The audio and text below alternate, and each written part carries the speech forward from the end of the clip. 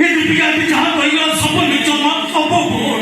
ଆଉ ଯେତେ କହିଲେ ମିଛଟା କେବେ ସତ ହେଇପାରିବ।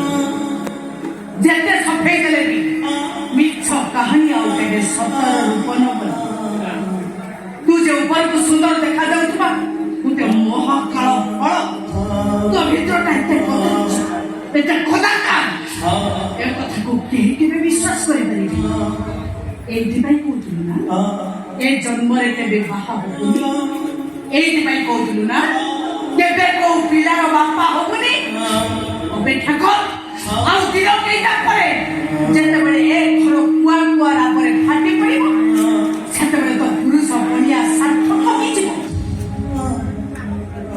ଆଉ ସେ ଛୁଆ ଯେତେବେଳେ ତୋତେ ବାପା ବାପା ବୋଲି ଡାକିବ ନାଇଁ ମା ନାଇଁ ସେମିତି ଦିନ ଆକାଶ ଜୀବନରେ କେବେ ଆସିବନି ଲୋ ମା। ଏମିତି ଗୋଟେ ମିଛ କାହାଣୀ ଏ ଘର ଚାରି କାନ୍ଥ ନେଇ ବାହାରକୁ ଯିବା ଆଗରୁ ତମ ଉପରକୁ କେହି ଆଙ୍ଗୁଠି ଉଠେଇ ପଦେ କିଛି କହିବା ଆଗରୁ ଏ ଆକାଶ ଆଉ ଏ ଦୁନିଆରେ ନଥିବ ଲୋ ମା। ତମର କିଛି ହବନି ମୁଁ କିଛି ହବାକୁ ଦେବିନି। କଣ କରିପାରିବୁ ତୁ? ଯେତେ ଚେଷ୍ଟା କଲେ ବି ଏଇଟା କଉ ବଞ୍ଚେଇ ପାରିବୁନି। ମରିବାଟା ୟାର ଶେଷ ରାସ୍ତା। ହଁ ମା ମୋର ମରିଯିବା ହଉଛି ମୁଁ ମରିବାକୁ ଚାହେଁ ମା ଆଉ ତମରି ହାତରେ ମରିବାକୁ ଚାହେଁ। ଆସ ମା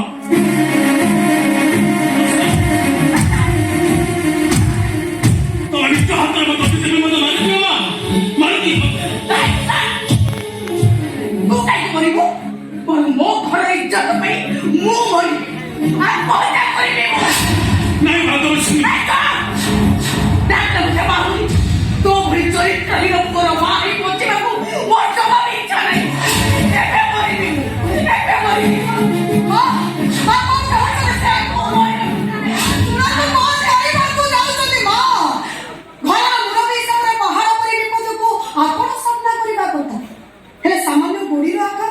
ଆପଣ ଏମିତି ଅଧୈର୍ଯ୍ୟ ହୋଇ ପଡୁଛନ୍ତି। ଧୈର୍ଯ୍ୟର ବନ୍ଧ ମୋର ଭାଙ୍ଗି ଚାଲିଛି ରେ ମା। ସବୁ କଥା ତୁ ଶୁଣି ସାରିଲା ପରେ ମୁଁ ବି ସବୁ କଥା ଶୁଣି ସାରିଛି ମା। ଆଉ ଘରର ମୁରବୀ ହିସାବରେ ଆପଣ ସିନା ଦୋଷୀକି ଏପର୍ଯ୍ୟନ୍ତ ଉଚିତ ପନିଶମେଣ୍ଟ ଦେଇପାରୁନାହାନ୍ତି କିନ୍ତୁ ଏ ଘର ସ୍ଥାନ ମୋର ଅଧିକାର ନେଇ ମୁଁ ଦୋଷୀକି ଉଚିତ ପନିଶମେଣ୍ଟ ନିଶ୍ଚୟ ଦେବି। ଆପଣମାନେ ଦେଖନ୍ତୁ ମୁଁ ଏଠି କଣ କରୁଛି। ଘୋଡ଼ା ଘୋଡ଼ା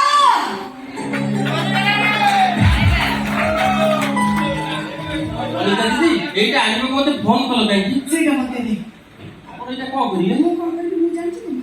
ଆଜ୍ଞା এইটা হচ্ছে বিশ্ব।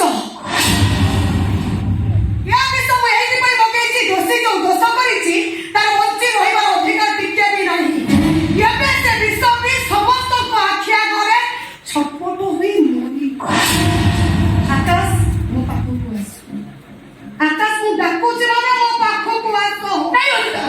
ଆକାଶ ସେ ବିଷ ପିଇ ପାରିବ ନା? ଚୁପ୍ ରୁହ ଦିଦି ଏବେ ସେ କିଛି କହିବନି। ଚୁପ୍ ରୁହ ତମେ। ମା ମାନୁଛୁ ମୋ ସାନ ଭାଇ ଦୋଷ କରୁଛି ତାପରେ ସେ କଣ ବିଷ ପିଇବ? ହାତ ଚଳୁଛି ଭାଇ ଦୟାକରି ନିରବ ଟିକେ ରୁହନ୍ତୁ ଦେଖନ୍ତୁ କଣ ଏଠି ଘଟୁଛି। କେମିତି ମାରେ ତୁ କଣ କହିବେ ନା ଆପଣ ତ ଘର ମୁରବୀ ନା ମୁରବୀ ହିସାବରେ ଯଦି ଦୋଷୀକୁ ଉଚିତ ପନିଶମେଣ୍ଟ ଦେଇପାରିଥାନ୍ତେ ତାହେଲେ ମତେ ତ ଏ ବିଷ ମଗେଇବାକୁ ପଡ଼ିନଥାନ୍ତା।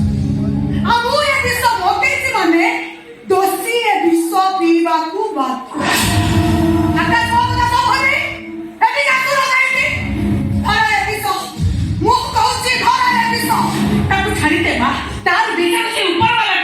ନାଇଁ ମା ମୋ ବିଚାରଟା ଏବେ ଏଇଠି ହେଇଯିବା ଦରକାର।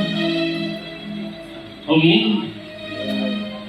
ମୁଁ ଏ ବିଷ ମରିବା ପୂର୍ବରୁ ମୁଁ ନିଜ ମୁହଁରେ ସ୍ୱୀକାର କରୁଛି ଦୀପିକା କୁହାରୀ ଅବସ୍ଥାରେ ମା ହେବା ପାଇଁ ମୁଁ ତମ ଆଦେଶକୁ ଅପେକ୍ଷା କରିବନି ତ? ତମେ କହିବା ମାତ୍ରେ ବିଷ ମୁଁ ପିଇଦେବି। ମୋ ଆଦେଶ ତମେ ମାନିବ ନା? କେମିତି ମାନିବିନି? ସ୍ୱାମୀ ଆଦେଶ କଣ ଖାଲି ସ୍ତ୍ରୀ ମାନିବ ଆଉ ସ୍ତ୍ରୀର ଆଦେଶ ସ୍ୱାମୀ ମାନିବନି? ତାହେଲେ ବିଷକୁ ସେ ଦୀପିକାକୁ ପିଆଇ ଦିଅ। ତମେ ମୋ ଆଦେଶ ମାନିବ ପରା। ଆଉ ଖିଆଲ କାହିଁକି?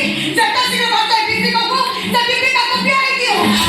ଦୀପିକା କାହିଁକି ବିଷ ପିଇବ? ଦୀପିକା ଏଇଥିପାଇଁ ବିଷ ପିଇବ ଆପଣମାନେ ମିଳିମିଶି ସିନା ପ୍ରକୃତ ସତକଥାଟା ମୋର ଆଦାୟ କରିପାରିଲାନି।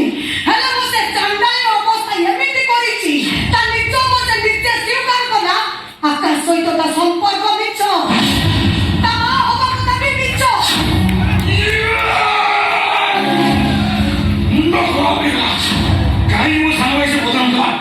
Guarda, se ti, qual va, se